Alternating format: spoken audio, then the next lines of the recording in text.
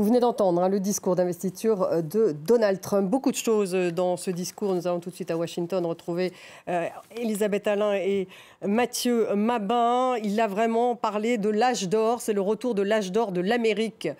C'est l'âge d'or de l'Amérique qui commence. Voilà ce qu'a dit exactement Donald Trump au début de son discours et à la fin de son discours, avec vraiment des décrets qui vont être pris très rapidement, c'est-à-dire qui sera, je dirais, dans les prochaines heures, Mathieu et Elisabeth, avec d'abord l'urgence nationale à la frontière sud qui va être décrétée. Il a parlé de lutte contre l'inflation il revient sur le Green Deal de Joe Biden. Il va également rebaptiser le golfe du Mexique en golfe d'Amérique. Et puis, il y aura le drapeau américain sur la planète Mars, sans compter que le Panama aussi, il veut reprendre le Panama. Tout ce qu'il avait un petit peu dit auparavant, eh bien, on peut dire que c'était un condensé, ce discours d'investiture de toutes ces promesses faites par Donald Trump. Voilà, effectivement, pas de grande surprise dans cette intervention du 47e président des États-Unis. Ça y est, c'est fait, il a prêté serment, donc vous l'avez vu en direct avec nous. Donald Trump qui s'est montré quand même assez fier.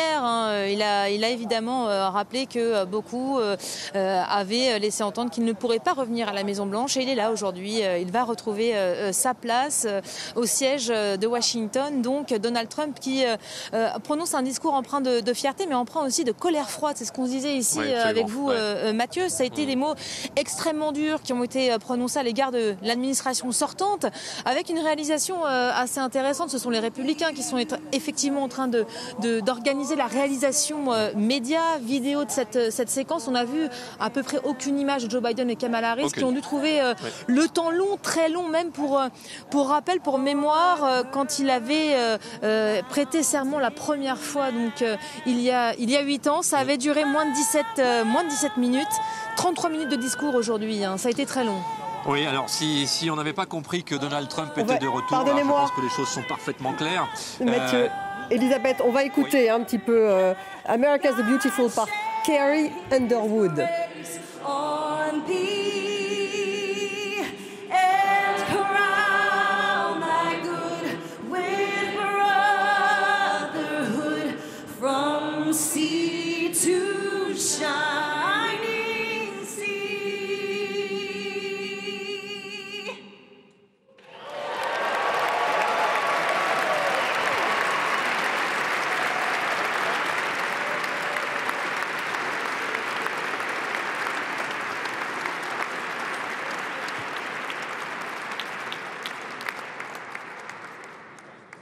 Carrie Underwood, donc une chanteuse de country music. On va faire un tour de table. Je vous ai interrompu, Elisabeth et Mathieu. Vous pouvez poursuivre.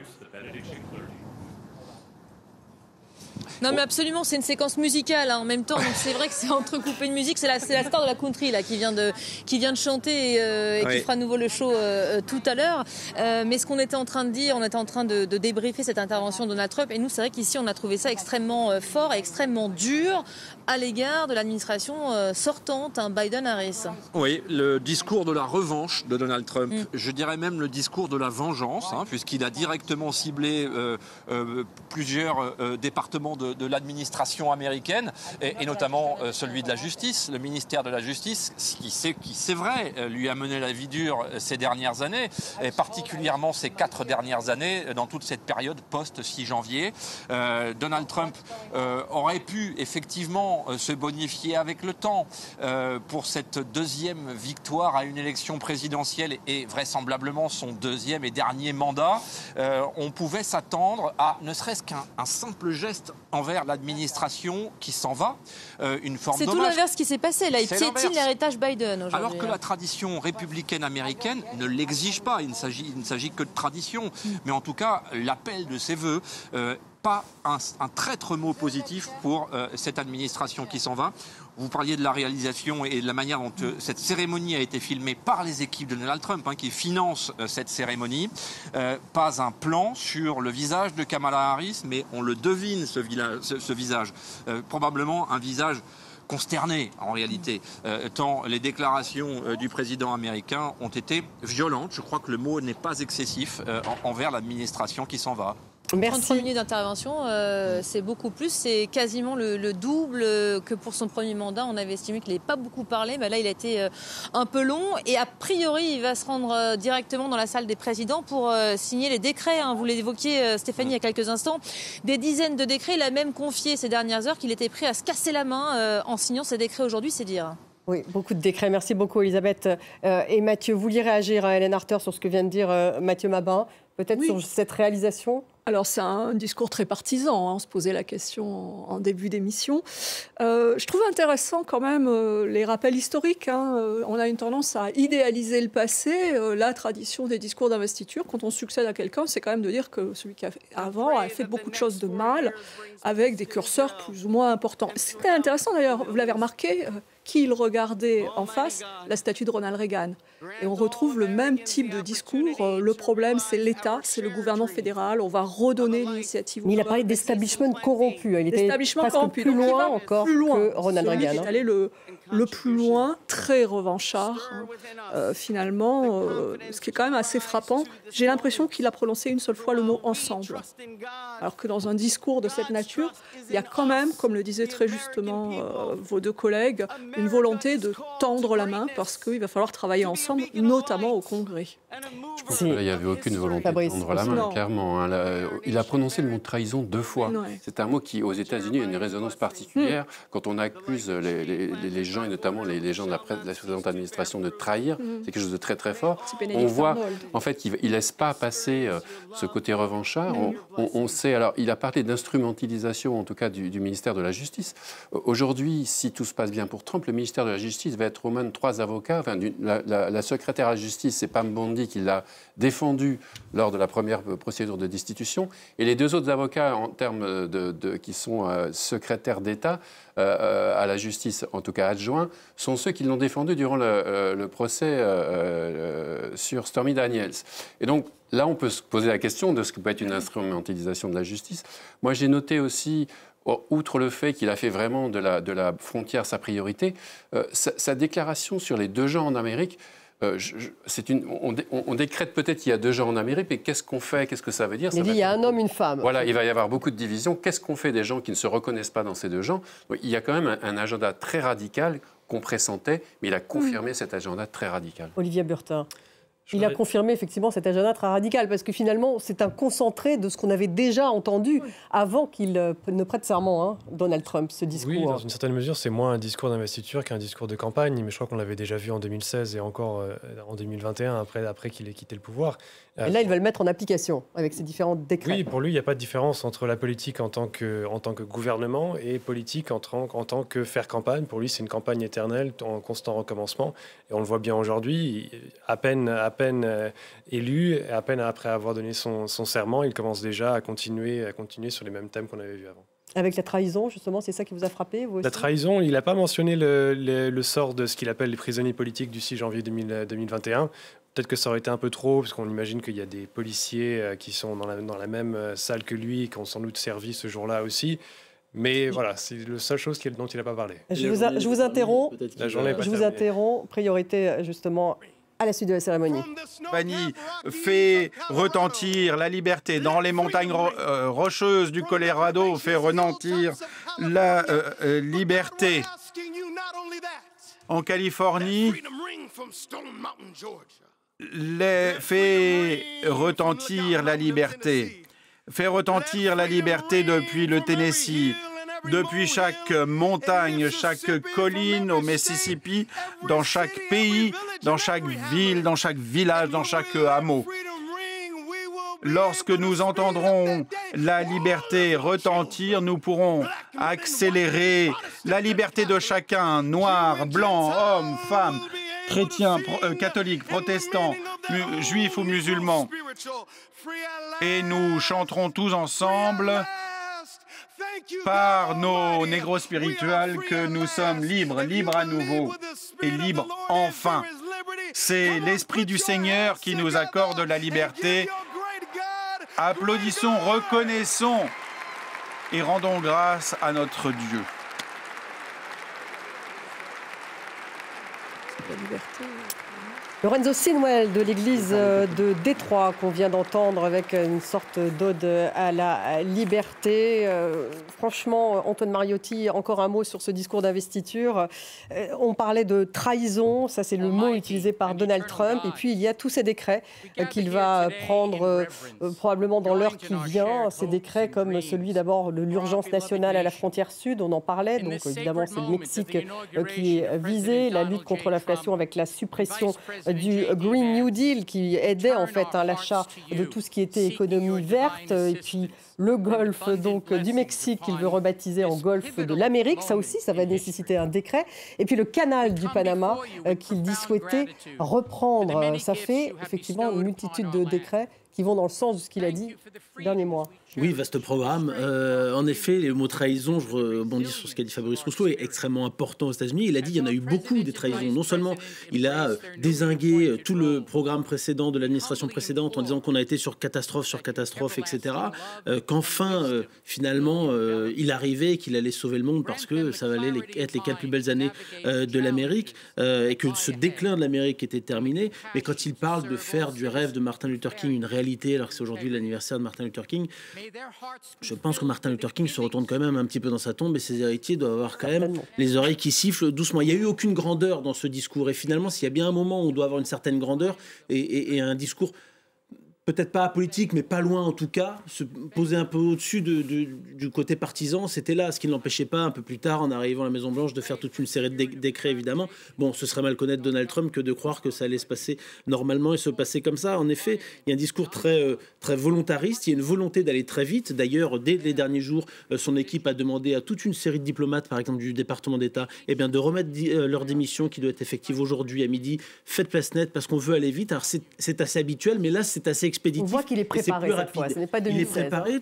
tout ce qu'il a dit, le Panama, etc., on le savait finalement. J'ai envie de dire, on coche les cases depuis tout à l'heure. En tout cas, l'immense majorité, on savait. Maintenant, c'est officialisé, c'est-à-dire de dire qu'on va reprendre le canal de Panama.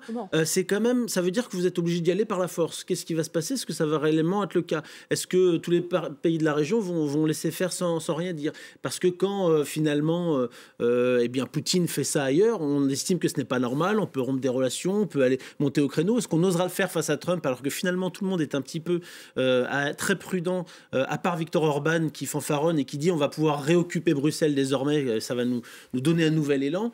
Ça va être intéressant de voir les réactions aussi au niveau international, mais il est beaucoup plus prêt en effet et il est beaucoup plus débridé aussi qu'il ne l'était il y a 8 ans. Oui, deux petites choses. Moi, je veux revenir aussi sur la dimension spirituelle, sur ce pasteur. Il a quand même dit « j'ai été sauvé par Dieu ». Pour relancer l'Amérique. Donc on a cette dimension spirituelle et messianique de Trump qui est très importante. Et après, sur le reste, on est quand même en effet sur le programme tel qu'il avait été annoncé. Et je pense qu'il faut faire attention à ne pas tomber dans cette espèce de précipitation, même d'hystérie Trump, comme l'a pu faire la presse américaine, où à chaque fois on attend quelque chose de plus fort et de plus extraordinaire. Il est sur les executive orders, donc les ordonnances présidentielles. Certaines sont faciles à faire. Les plus faciles, entre guillemets, c'est ce qui touche à la frontière. Par contre, sur la durée, sur le long terme, il ne va pas y arriver. Il a dit je vais renvoyer des millions de personnes. Ce n'est pas vrai. Ça va mettre 10 ans à renvoyer des millions de personnes. Donc, voilà, on est sur ces effets d'annonce. Il faut vérifier avec Trump ce qu'il dit, ce qu'il fait, les résultats de ses politiques. Et les executive orders, donc les fameux décrets, ces ordonnances, ces fameux décrets, ils peuvent être remis en cause devant la justice, ils peuvent être remis en cause par le Congrès. Donc ça va être beaucoup plus compliqué qu'il ne le dit. Plus d'obstacles que ce qu'on pense, Hélène Arther. Ce serait intéressant. Justement, est-ce qu'il suffit d'un décret, enfin quand même, il faut savoir, pour faire du golfe du Mexique, le golfe d'Amérique? Est-ce qu'il suffit d'un décret pour reprendre le canal du Panama? Est-ce qu'il suffit d'un décret pour justement déporter, expulser des millions d'étrangers présents sur le territoire américain? Alors, il y a dans cette liste à l'après-vert des choses de nature totalement différente. Les États-Unis peuvent décréter que le golfe du Mexique ne s'appelle plus le golfe du Mexique, mais encore faudrait-il que la communauté internationale suive.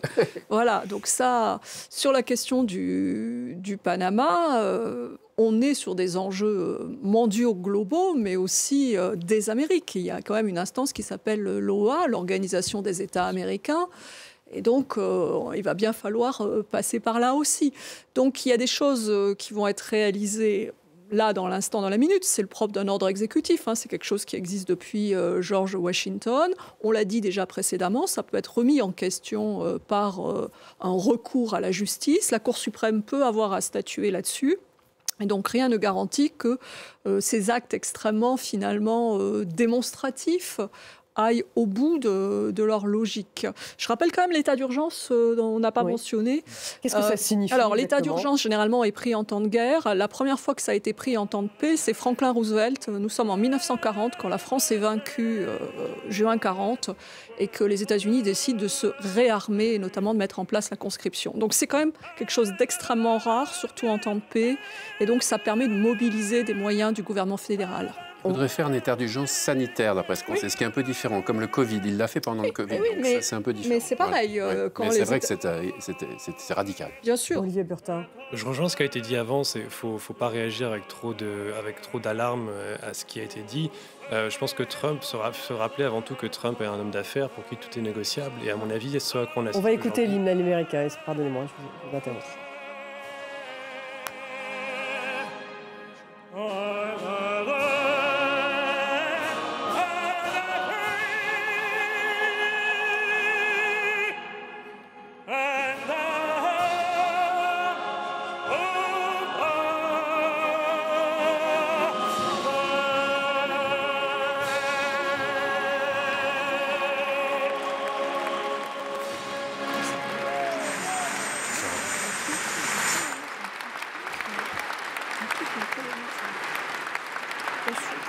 Ladies and gentlemen, please be seated.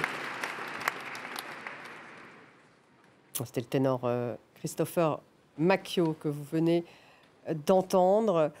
Je vous ai interrompu, Olivier Burtin. Juste pour dire, oui, que Trump se met en position, en tout cas ce que lui considère comme une position de force à la table de négociation avec le Mexique, avec le Panama, avec la Chine. Aujourd'hui, on l'a vu avec TikTok, par exemple, le fait qu'il ait prolongé le délai avant que l'application doit être vendue. Tout ça, ça va probablement faire partie d'un deal de plus grande ampleur avec Pékin. Allez, on poursuit avec la cérémonie.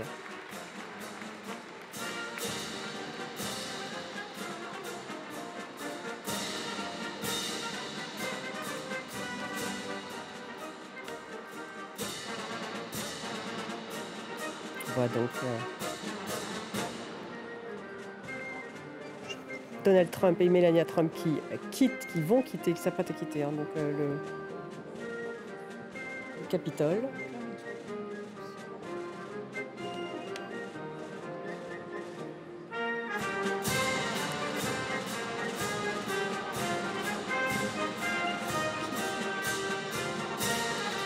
Et J.D. Vance, donc avec sa femme, vice-président, qui quitte à son tour.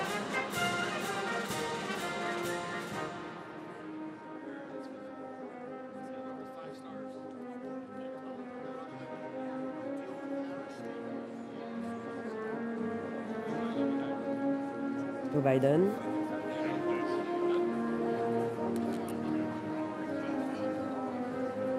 Kamala Harris.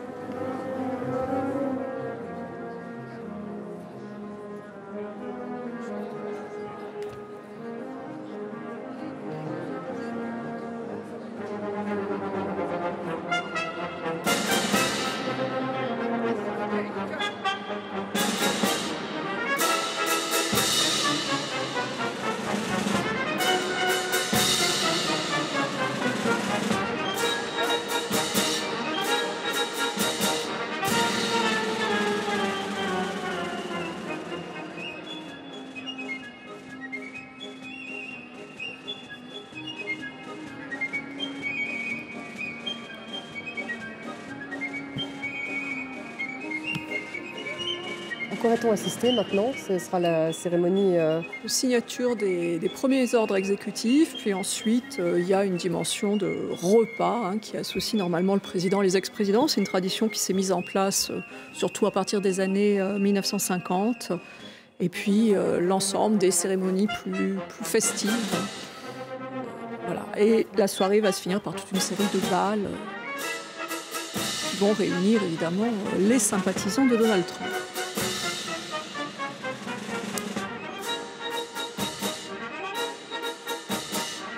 Avec toujours zoom sur Grant. Sur les deux statues, donc, qui sont, vous le dites dans la coupole, en fait, sous la coupole, il y a à peu près une dizaine de statues de présidents qui sont offertes d'ailleurs par les États. Et on voit bien qu'il y a un choix de s'être positionné à cet endroit extrêmement précis. Avec ce qui permettait d'avoir Reagan en face quand il parle. Donc il s'inscrit dans ce conservatisme-là. Oui, Donald Trump, oui, très clairement. Matinée de l'importance des hommes d'affaires, les années 1920, la période post-guerre civile, on a parlé d'âge d'or, ça renvoie à tout ça. Il a dit comment en anglais? Il a dit Golden Age? Golden Age. Golden Age. Et pas Gilded Age. C'est vraiment les tout premiers mots du discours, d'ailleurs. Et ces derniers aussi. Le premier et le dernier. Oui. Ouais. J.D. Vance, Kamala Harris. Il quitte donc le Capitole.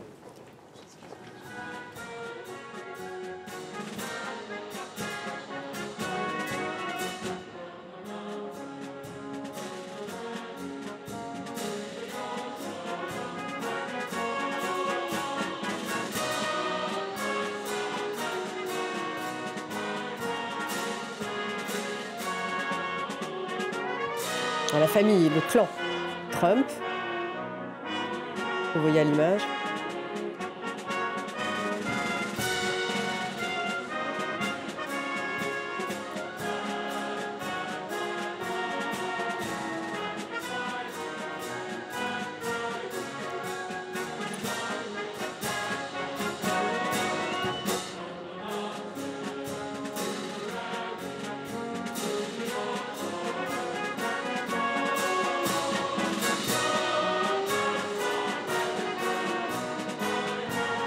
Les futurs membres du cabinet pressentis, le secrétaire à la Défense, le nouveau patron du FBI, pour peu qu'il soit confirmé par le Sénat. Il veut démontrer le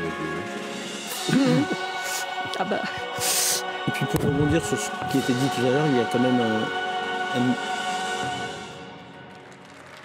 Et pour rebondir sur ce qu'on disait tout à l'heure, il y a quand même un élément important, et là c'est notre responsabilité à nous médias de ne pas rebondir. C'est encore coupé.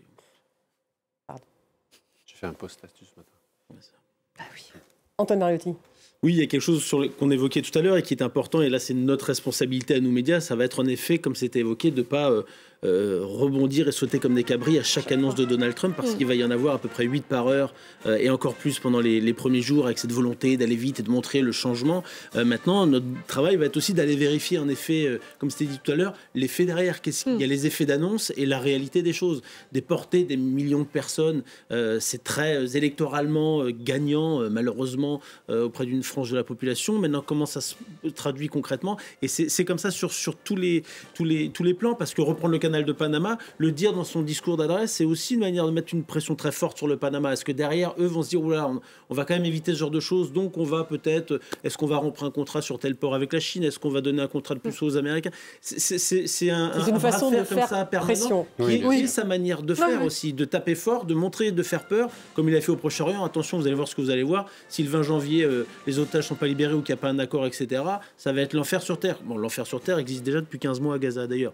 Entre parenthèses. La presse américaine avait fait son mea culpa à la suite du premier mandat de Trump sur le thème « On n'a pas su couvrir Trump correctement ». On a réagi à chaque fois, on a hyper réagi, surréagi, et ça a profité à toute une frange de la population. Merci en tout cas Fabrice Rousseau. Merci beaucoup Hélène Arter d'avoir été avec nous. Merci Antoine Mariotti, Olivier Burtin. Merci à tous les quatre. On continue.